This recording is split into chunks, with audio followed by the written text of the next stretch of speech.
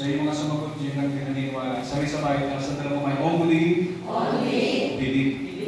So brothers and sisters, sa ating pagkapatuloy, kapag minamahal, dito po sinabi ng Panginoon Jesus, sa New Living Translation, Jesus said, or Jesus responded, "Didn't I tell you that you would see God's glory if you believe?" Kumbaga, di ba, sinabi ng Panginoon, di ba? Sinabi ni Jesus, hindi ba sinabi ko sa iyo na kung sasampalataya ka, ay makikita mo ang kalwalhatian ng Diyos. Ang tanong, brothers and sisters, sino dito yung gustong makita ang kalwalhatian ng Diyos? Sino yung gusto rito na maranasan yung kapangyarihan ng Diyos? Sabihin sa iyo katabi, maniwala ka. Maniwala ka. Manalig ka. Manalig ka. Amen? Manalig ka na. So yan po yung ibig sabihin ng ating message, only believe. In other words, sabi ng sarili, manalig ka na. Bigla tuloy ako napakanta, manalig ka na. Diba? Lumapit ka na. Amen? So tingin po kayo sa akin, sa ating pagkakatuloy, brothers and sisters, dito ko yung sinasabi, ang paniniwala or faith ay napakahalaga sa buhay ng bawat na malapit sa Diyos. Ang tanong ko sa inyo, tama o hindi? Tama. Ang tanong, mahalaga po ba yung faith? Yes. Sino nagsasabi mahalaga? Kasunod naman kayo. So Biblia ang sasagot. Ang sabi dito, hindi sapat ang kaalaman lamang. Kailangan ay nananalig tayo. Are you listening? Di ba marami nagsasabi, alam nila may Diyos, pero brothers and sisters, hindi sapat yun. Dapat, bukod sa alam mo may Diyos, manalig ka. Sumampalataya ka. Sabi natin, bakit? Dito po yung sinasabi, Hebrews 11 verse 6, without faith, sabi niyo po, without faith, it is impossible to please God. Sa Banalit sabi, kung walang pananampalataya, hindi natin mabibigyan lugod ang Diyos. Sabi mo sa katabi mo, kapag wala kang dalang pananampalataya sa paglapit mo sa Kanya, hindi siya natutuwa. Hindi siya natutuwa. Kaya nga dito po sa kwento ni Lazaro, sinabi ni Jesus kay Martha, if you believe, you will see the glory of God. Walang mahabang usapan, kung naniniwala ka, makikita mo, ay kung hindi. Hindi. Very simple. Kasi yung kaya natin, brothers and sisters, sinasabayan din ng Diyos eh. Kaya nga pananampalataya ay pagtaya. So pag tumaya ka, sasagot ang Diyos. Amen. Tatapatan ng Diyos yung taya mo. Now, sabihin natin yung salitang believe. In other words, yung salitang believe ay manampalataya. Or should I say, brothers and sisters, itapat natin sa message natin, manalig. Or in other words, bilang karagdagan, ang ibig sabihin ng believe is magtiwala sa katotohanan ng Diyos. Sabihin ko sa katabi mo, magtiwala ka sa katotohanan ng Diyos. At yaman nga sa prayer meeting ka, huwag kang maingay, huwag kang makulit. Makinig ka sa picture. Para walang pasaway. Amen? Now, tingnan natin yung biblical meaning. Kanina, binigyan natin ng kahulugan niya, literally, pero puntahan natin. Talking about biblical meaning, what is the word believe simply means? Or yung the word faith simply means. Ang sabi nito, no? In biblical meaning, faith is trusting God and committing your life to Him. Ang pagsalig, ang pananampalataya, brothers and sisters, ay yung pagtitiwala sa Diyos at yung pagtatalaga ng sarili mo sa Kanya.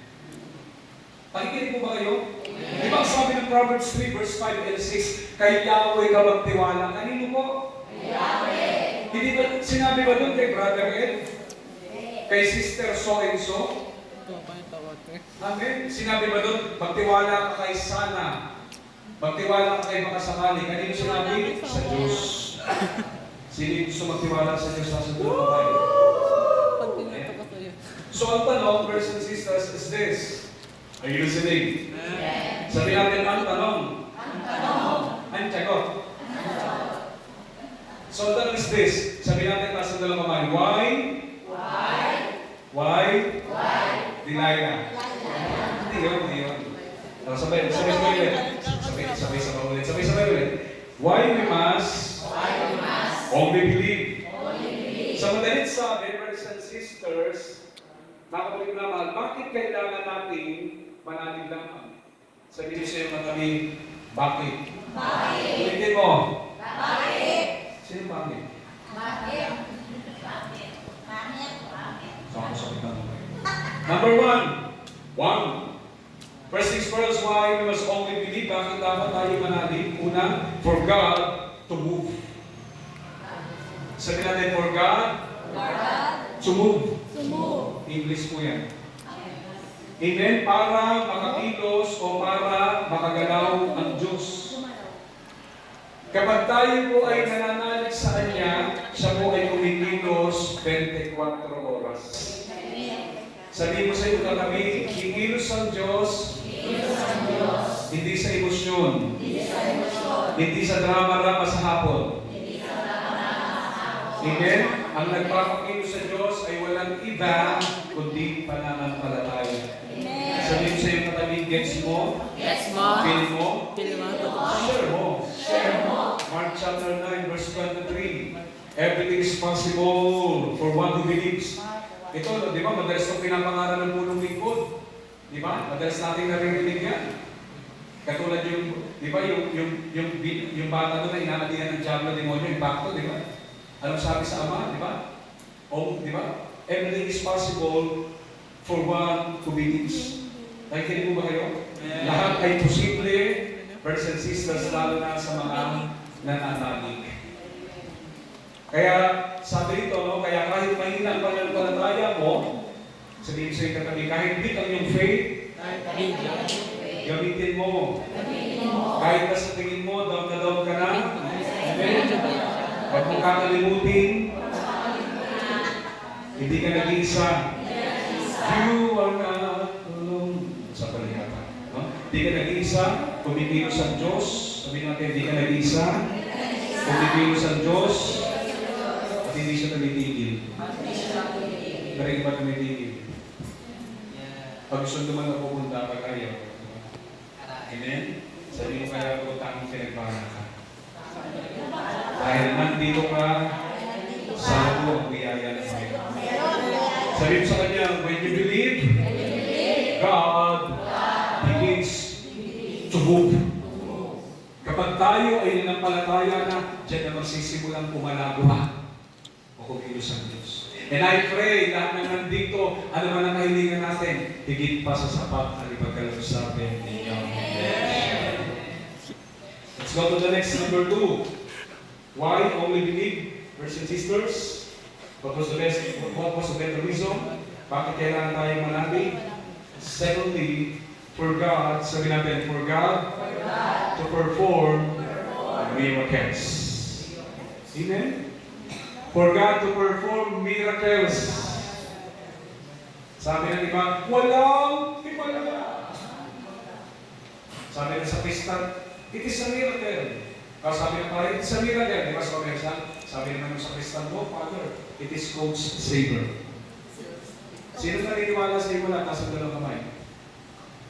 Yung mga bingi, hindi niya nakuha. Yung naniniwala sa himala, taas ang dalawang kamay. May himala ka ba ngayon? Amen. Hindi naman nagbabago ang Diyos eh. Amen? Kaya ang Diyos ay patuloy na gumagawa ng himala sa kadahilanan, God doesn't change. Amen? Noon, ngayon, at magpakailan-kailan pa man.